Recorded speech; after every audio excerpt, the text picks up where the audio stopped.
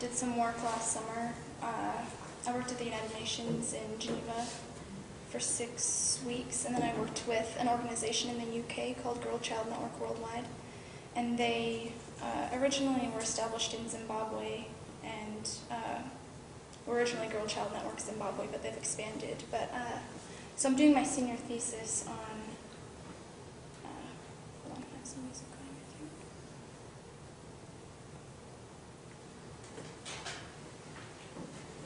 I think. So I'm doing my senior thesis on the status of girl children in Zimbabwe and their empowerment through this organization.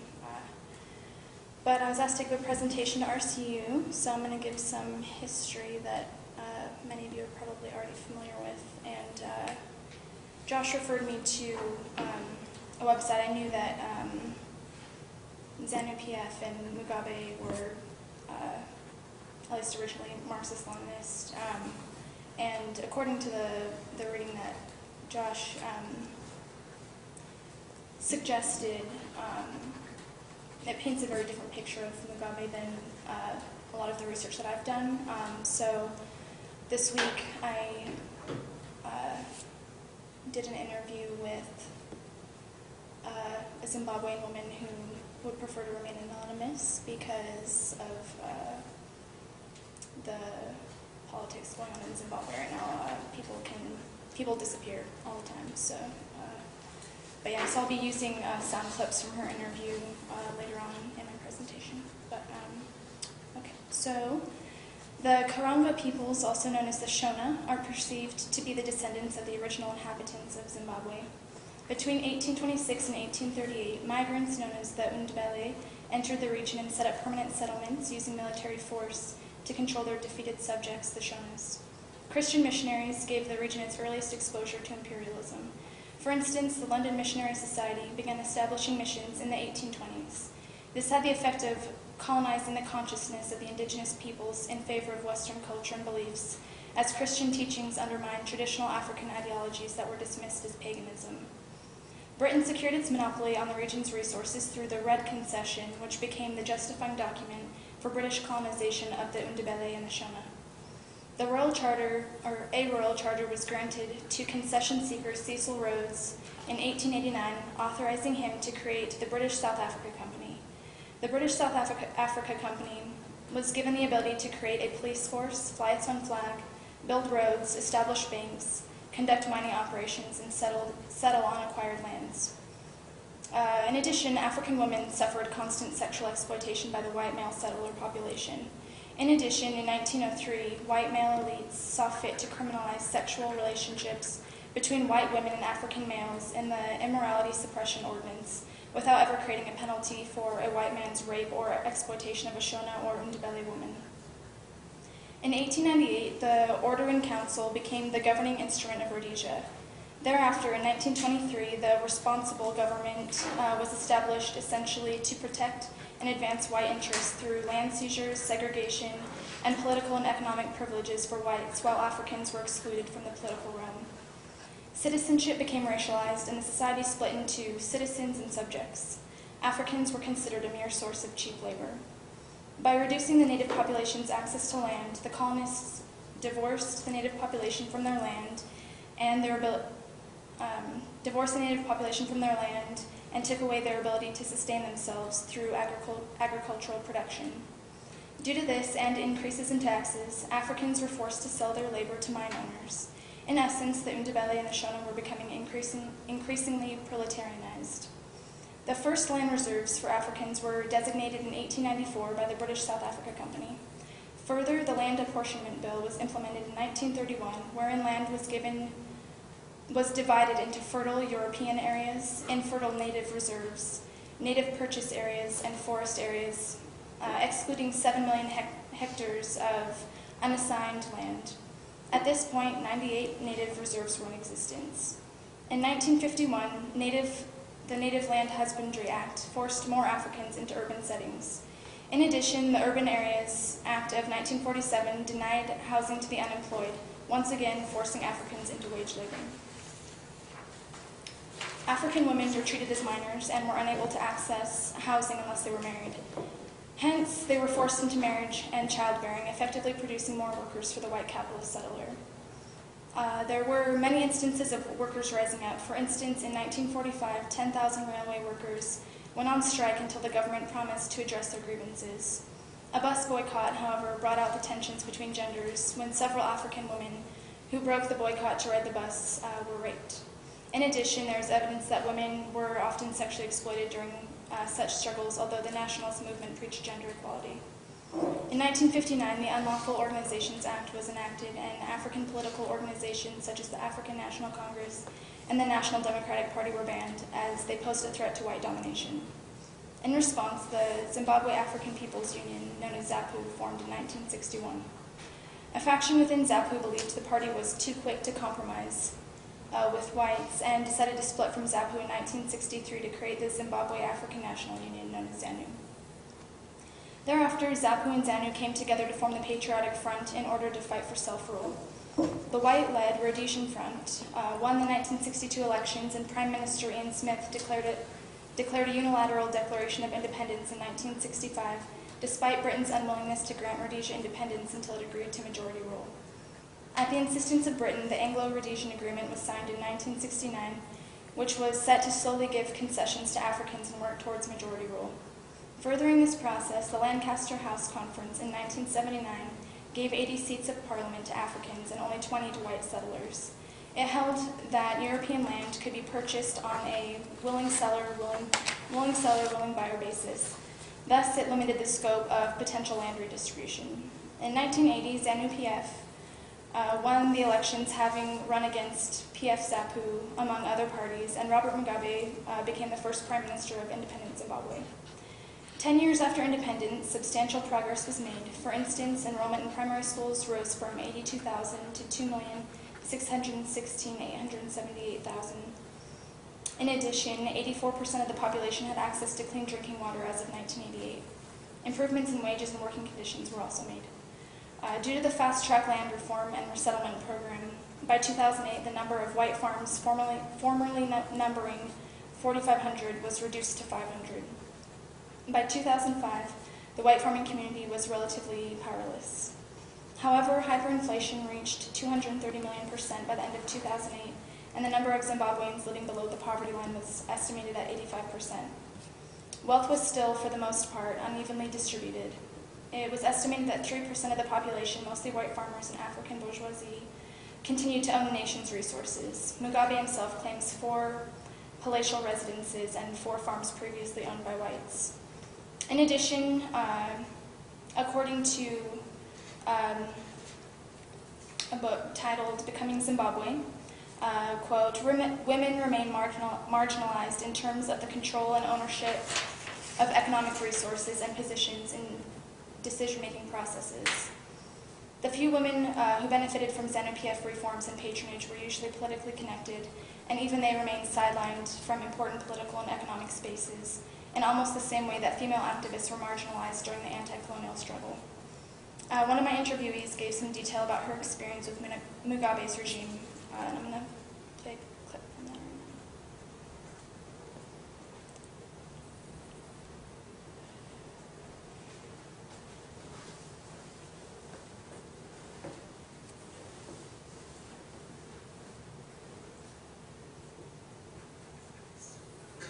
To hold a communist ideology, the resulting society should be one of equality of opportunities and resources that the Zimbabwe has created. Not at all.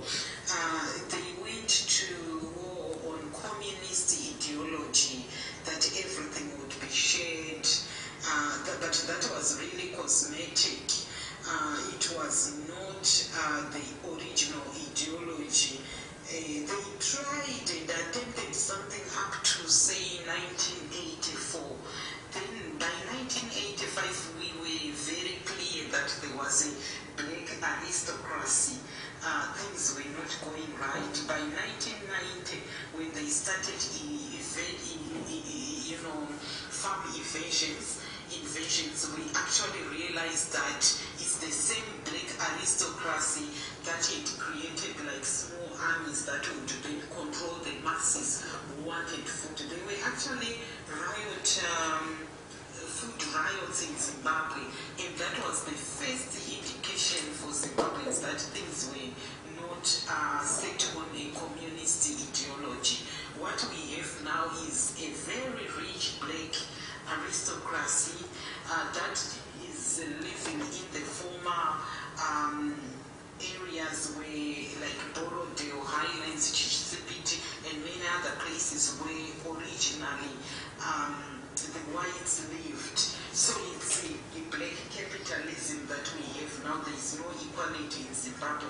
Resources are there, they are abundant, but they have been looted. You can imagine when they took farms were mostly given to anyone related to ZANU-PF politicians. So we can say to a greater extent we have been occupied by fellow citizens.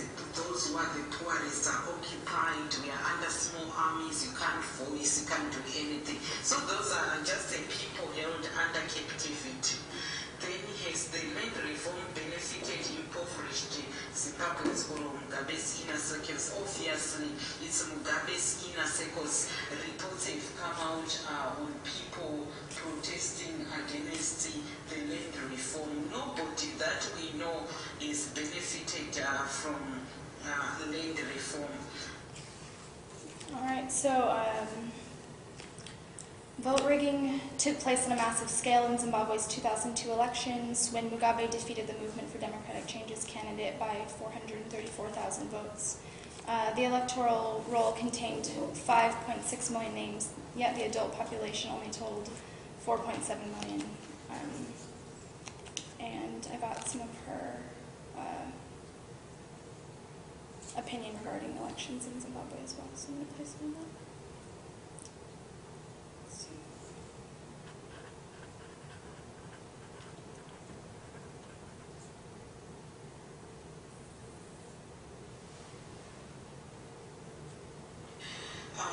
What violence is, how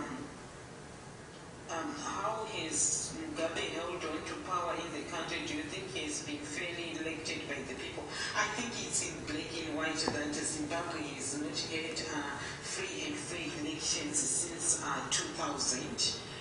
We have never had elections where somebody who you know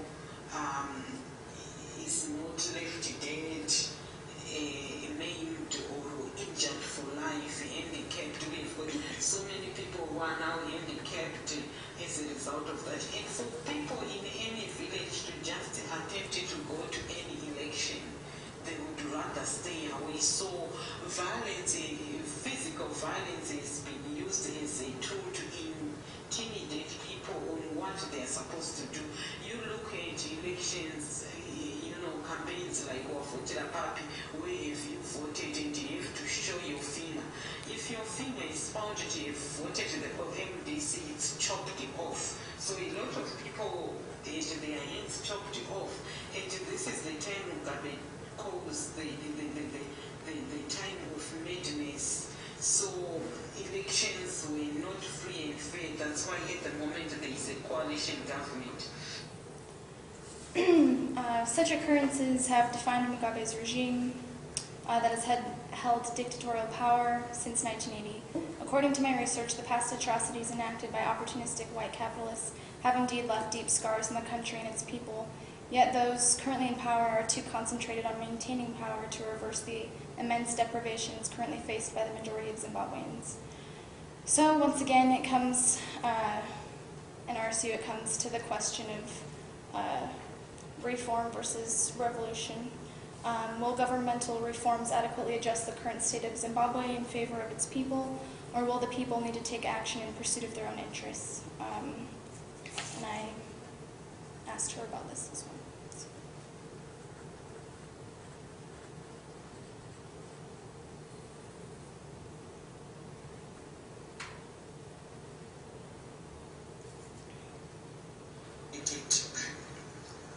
Do you think the current system can be reformed to be more just, or do you think the structure is fundamentally exclusive and exploitative, hence requiring a complete change of the system? I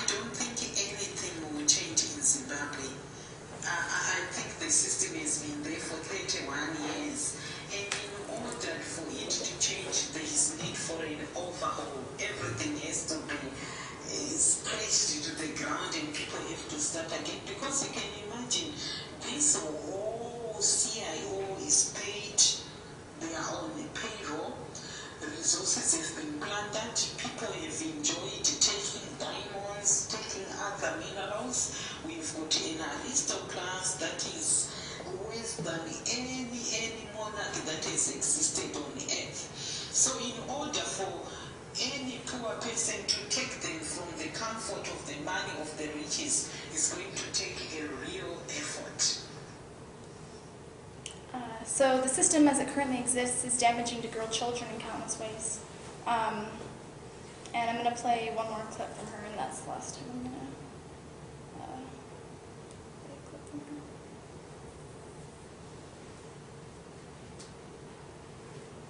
This is regarding her opinion of the system's abuses towards girl children. Nowhere to be found, we have disappeared. So how do you perceive this history of colonialization, struggle and dictatorship to affect girl children within Zimbabwe? I think wherever people are oppressed, the one who is most affected is the girl child, because she is a woman, she's also a child. Children in Zimbabwe have dropped out of school for the past 10 years. Girl children are nowhere to be found in school. And one thing that is really killed the girl child in Zimbabwe is the connection that has been made between politics and churches. There is a church that marries off young girls who are as young as 10, and that church has been endorsed by Robert Mugabe. Anyone who dares to touch it, they're in trouble. So the link between this apostolic church that practices polygamy, that forces girls to marry, and that is endorsed by the government because there are over 2 million of them who can vote for the party, has actually caused a lot of harm on children. And then if you see every election that comes in Zimbabwe, it's with violence. So rape has been used as a weapon of war. We are also talking about the freedoms of these children to grow into active citizens. They know, and they are actually nurtured to know that they will never do anything as long as the government is there. So other issues that face girls include domestic violence, rape, HIV/AIDS, and there's actually a virgin myth that's perpetuated by the tribal leaders, where if a man has AIDS, he's essentially told to go rape a virgin, and it'll cure his AIDS. AIDS is really affecting girls. Poverty, child-headed households, forced child marriages, exploitation of their labor in the home and community, genital mutilation, virginity testing, and a general lack of opportunities and resources when compared to boys. Due to these widespread abuses, Betty McConey established Girl Child Network Zimbabwe in 1998 in order to support and promote girls' rights, empowerment, and education by reaching out to and advancing the circumstances of girls wherever they are economically deprived, at risk of abuse, subject to harmful cultural practices, or living in areas of instability. She formed the first Girls Empowerment Club in Zimbabwe with 10 of her female students who were being victimized at home, in the community, and at school. The Girl Child Network Zimbabwe alumni faced various challenges throughout childhood, and I got to interview a few of them, and one of them said, "Though my mother supported me, I was deprived of that right from my father. He openly told me and my mother it was not worth supporting a girl child because, after all, girls get married, so why waste your resources and efforts supporting someone who will be the property of another man?" Another one said, "My life was a daily struggle against poverty and lack of support. Sometimes my mother would pretend that she had stomach pains and and that she wasn't able to eat anything, and would encourage us to eat. I later realized she was sacrificing herself so that we as her kids could satisfy ourselves first." Betty herself had a traumatic childhood. She and her family lived in poverty, hence she became a street vendor at age 6, during which time she was raped by a man in the local community. Her father killed her mother when Betty was 9 years old. and she was forced into the role of mother for her younger siblings, and these are only a few of her struggles. Girl Child Network Zimbabwe, or Girl Child Network Worldwide as it's known now has 700 girls empowerment clubs in Zimbabwe alone, with over 900 established worldwide. These clubs function to initiate healing, to strengthen confidence, increase knowledge, develop empathy, enhance creativity, and to act as a forum for girls to express their grievances and to facilitate the creation of solutions. In addition to empowerment clubs, Girl Child Network Zimbabwe also started the Girls Empowerment and Education Fund, wherein girls can apply for small grants to finish their education or to begin self-help projects. The organization also has a Girls at Risk support unit that carries out rescues for victims of rape and other forms of abuse, as well as girls who have been forced into child marriages. The unit takes these girls to one of 4 girls' empowerment villages within Zimbabwe that offer healthcare, therapy, and education, among other resources. The alumni of the organization are going on to do really incredible work throughout the world, and one desire they share in common is expressed well by one of the alumni who said, "I plan to enroll in a PhD program and then return home and use my knowledge for the betterment of the many girls who are struggling each day, and also be a part of the change in Zimbabwe and help it progress socioeconomically and politically. Many girls are still out there who, if given the opportunity like I was, have the potential to become great leaders, so I wake up each day with that in mind." That's it.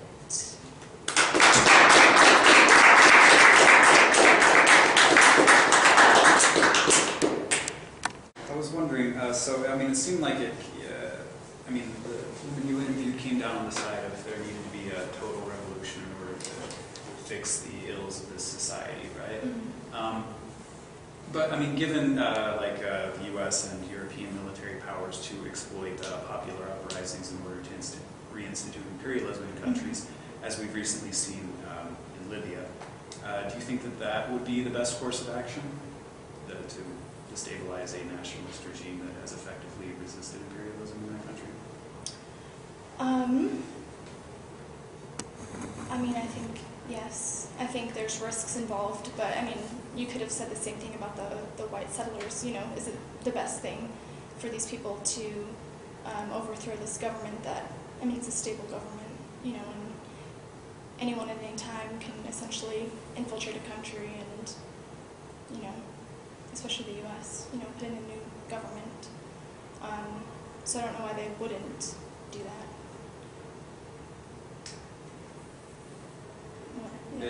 Except that we're talking about to argue for it not destabilizing, right, the white settlers is an argument for, right, the white imperialism that exists, right. This is the current government is a government that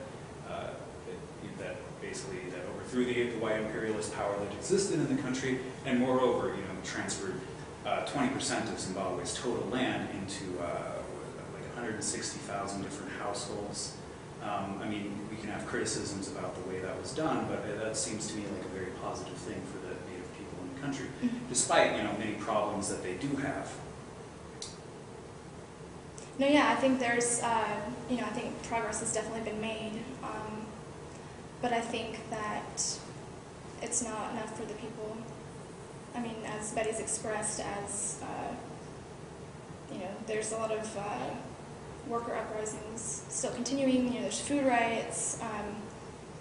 The people aren't happy. So, it's not a matter of, is it what's best? I'm sure the people aren't going to, be thinking, is the U.S. going to come in and, destabilize a new government? I think I think a revolution is potentially inevitable, and I think it would happen spontaneously. I don't think they're going to think it through in the way that you just described. So,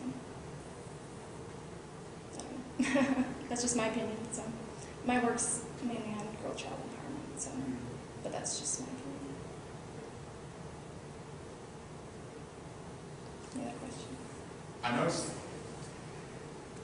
noticed that you phrased your question to her slightly different. You didn't say the word revolution.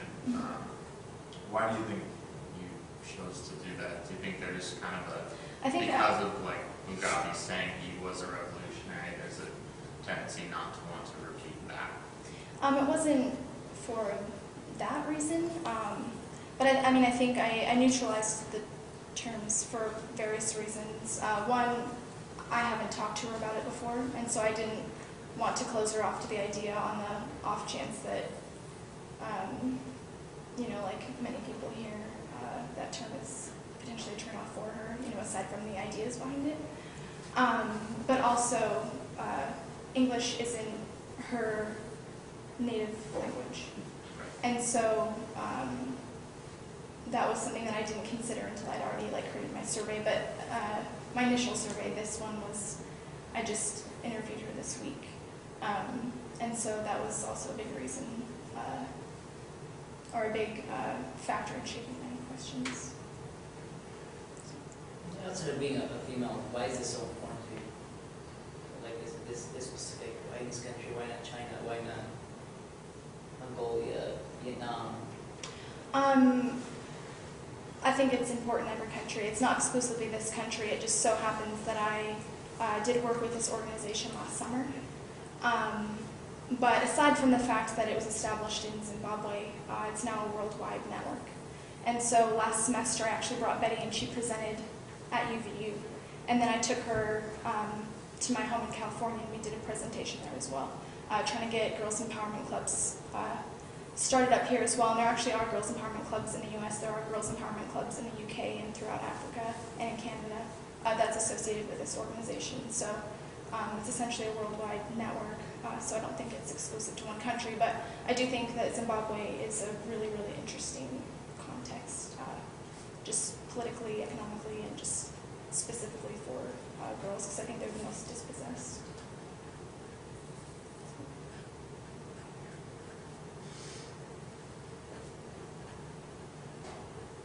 Any other questions? No?